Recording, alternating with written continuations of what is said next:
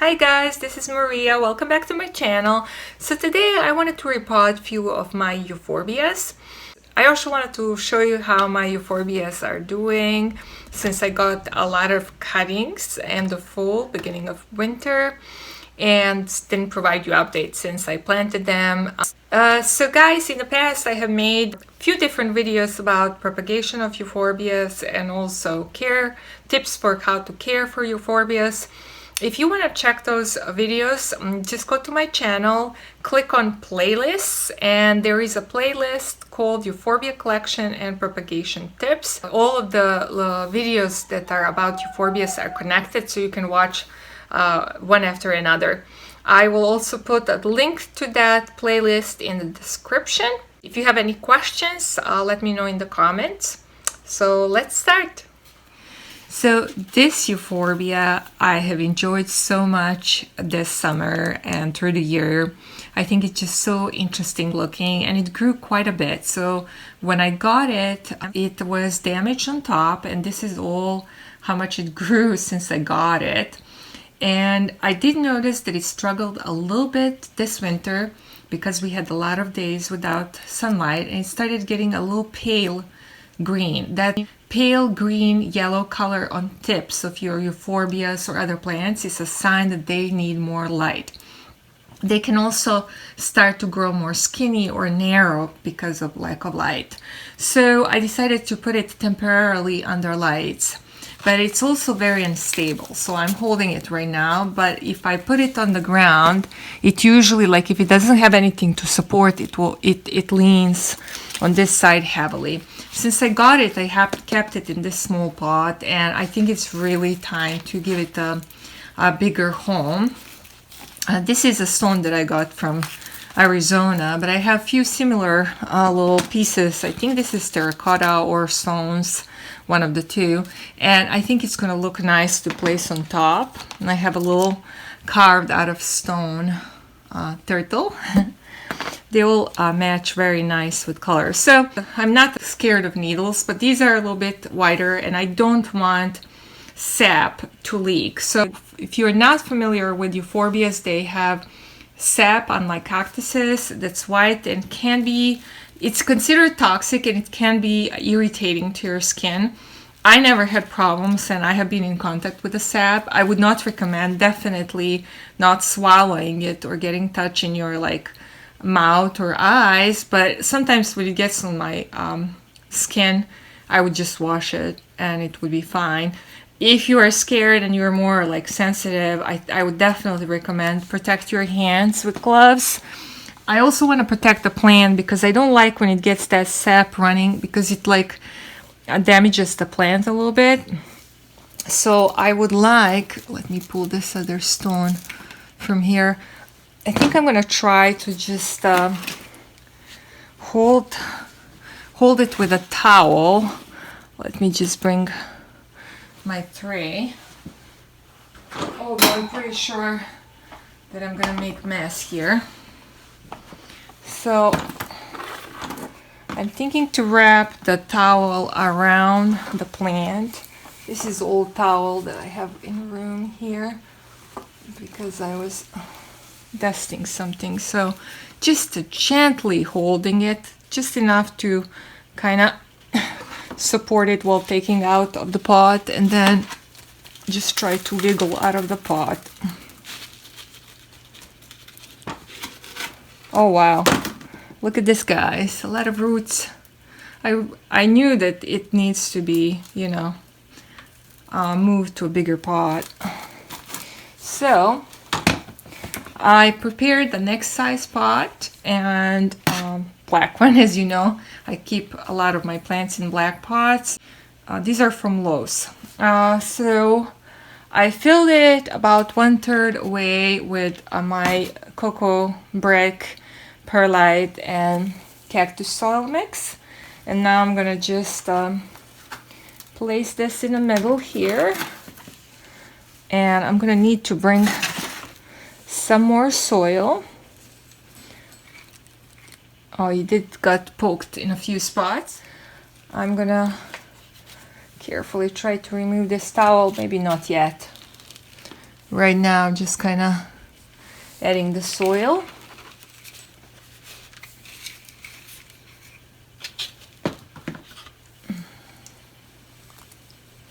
So let's see. I had to move towels so I can reach that other side here to fill up the soil.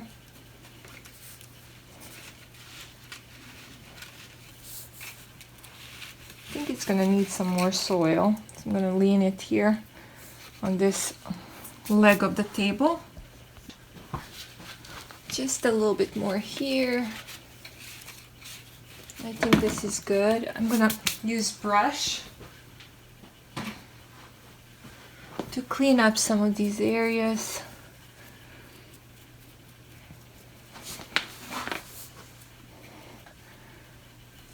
It did leak sap here and here, so it would be good to be washed. Alright, so let's see if it can stand on its own. Yay, it's standing on its own, so that's good. I'm so happy with that, because it hasn't been able to stand on its own for a while. Now I can just kind of decorate this area here with the little stones that it had already in there.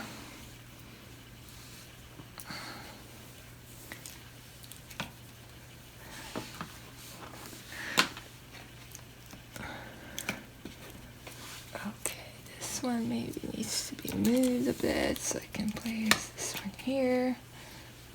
And then add a little turtle. There it is, guys.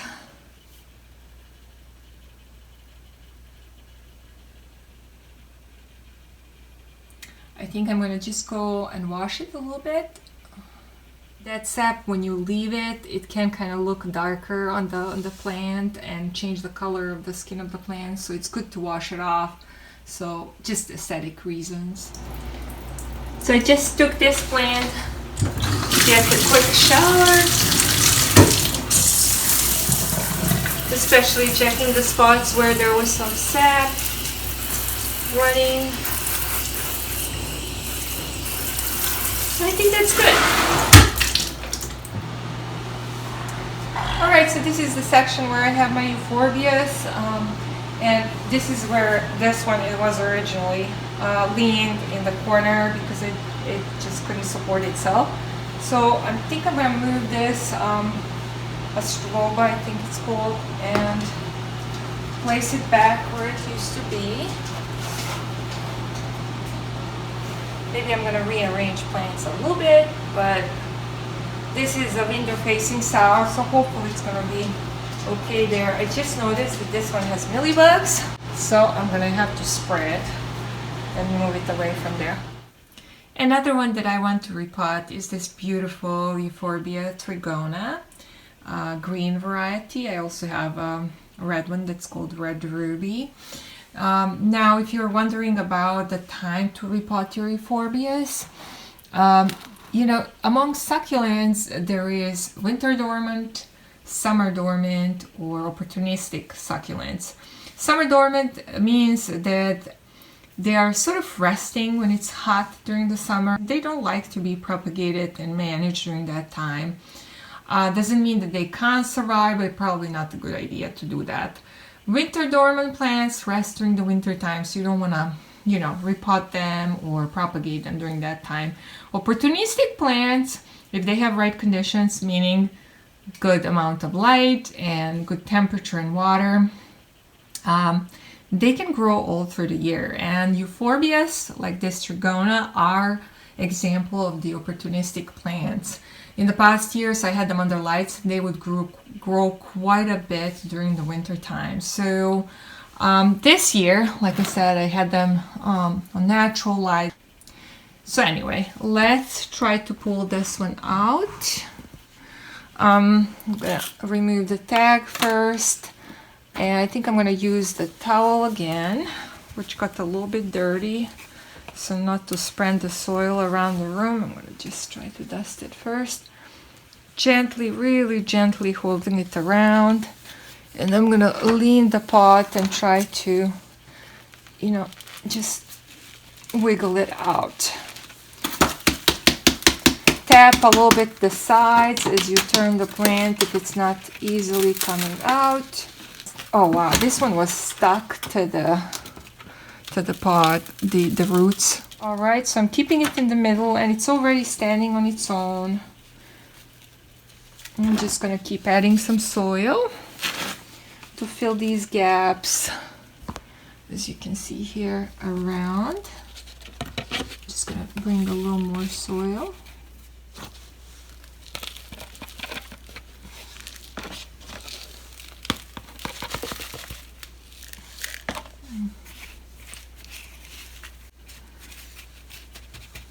All right, I think I might add just a little more soil because it's pretty tall, so I just wanted to have a little more support, maybe up to this brown area here.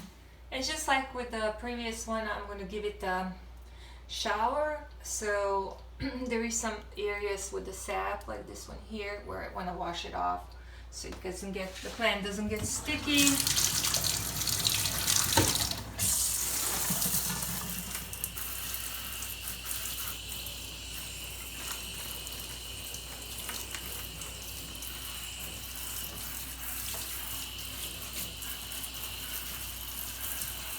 I'm going to also wipe the pot at the end.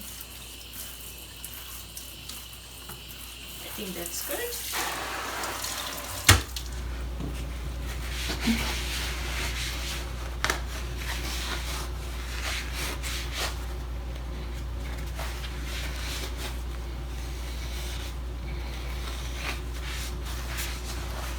Alright, and now I'm going to place it where it used to be. Here in the living room, in this corner, facing south.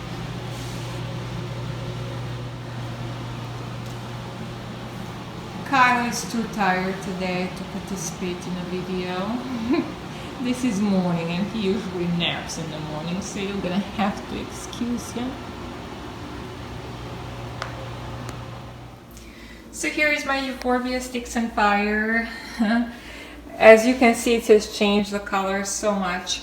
Every summer, fall, it gets so bright red and orange, and during the winter time it's green. Even though it's getting right now east sun, and it gets some of the south sun as well, but it's just not enough like during the summertime because it's very inconsistent how much sunlight we have. And obviously I cannot put this giant plant under the lights. So here are my other Euphorbias. This year, as you can see, I left them on a natural light, not under lights. So this is my Euphorbia Bioensis. This one gave me a lot of joy this year. I love this one. I don't know if it's called Nutty or what it is, but I love the color and the look of it when it's clustering. There is our Gunosa. Then there's this white bones or ghost, whatever, it's variegated bones, Euphorbia lactea. Then this is the one that I just moved to a bigger pot. And then two more here, pretty ones that are growing some new branches, very exciting. So one thing that I noticed this year, and here's a tip for you, watering tip for Euphorbias. In the past years, I have made videos and I have said that you should water once a week. Now, this is first time in 2 years that I have changed that. And here, facing south, where the light was inconsistent here in Michigan, there's days without light. I noticed that these plants haven't been growing much as when they were under light. I also noticed that soil was not drying as much. For example, now they're due for watering, but I haven't watered them for 2 weeks. So I've been watering them between every 10 and 14 days, approximately twice a month. And I think that worked. It didn't present a risk for them to get the root rot.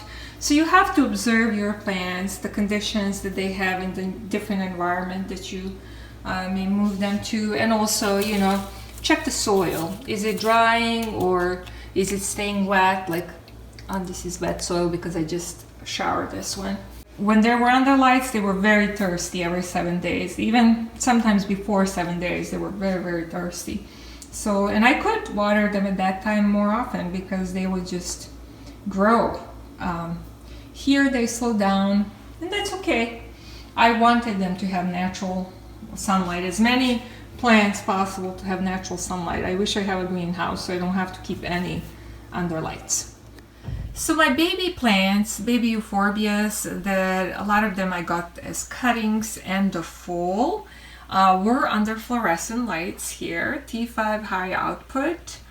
I think it's like 5,000 or 6,000 kelvins, and I think they've been doing pretty good. Everybody rooted, so except one. I lost one cutting, but so overall I'm pretty happy with that. So this was a cutting, Euphorbia Ferox, rooted successfully, grew some. This one was really dehydrated cutting, and rooted and plumped up, and I'm really happy with this one. Like, it's so cool looking. I love the white edges on this one. This one rooted and then grew a bit, maybe ½ inch or so, and grew new leaves. That's a Monodanium Tanzania red. Really pretty. I love that one. So yeah, maybe I can take some of them down so you can see them close up. Okay, so this one here is, I think it's called Medusa, Euphorbia Medusa. Then here, this one didn't grow really much this year. Maybe I didn't water it enough. This is Euphorbia Tortirama. Then, like I said, this is a Monodanium Tanzania red. I can't wait for this one to be even taller. Like, so pretty. I love the color on it. Vibrant. You know, that reddish purple color. So this is Euphorbia Staffi.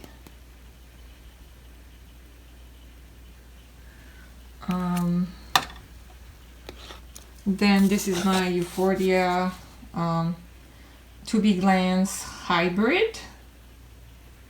I was doing yoga here, so that's why there is my mat. Then we have Euphorbia Tanzanian zipper plant. I have a huge pot of this one that's in conservatory. Really need to take sometimes a clip of those ones so you can see how they are doing. This is the one that I brought from Serbia. I think it's a Raciniphora, like the ones that I saw clusters of in Arizona. So this one I bought in Belgrade Succulent Market. Then we have here a Euphorbia Doubly, Spinal, and it kind of, the little branches grow a little bit, and it grew a little bit in height. So this one I can't wait to be like a cluster, because I think it's like such a pretty bluish color, and I think it looks really interesting when it fills the pot. Then here in the back I have Euphorbia persistens. This is, like I said, a big Euphorbia Ferox cluster with a lot of branches.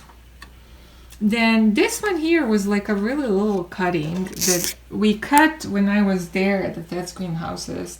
He just took a cutting for me, and it rooted and started growing. So this is Euphorbia Fibriata. Has a little pot there. This looks like some kind of variety of Pseudocactus, which I have a lot of. This one rooted, actually was, I think, a cutting that was already rooting there, and it grew about this much in height, so about 1 inch.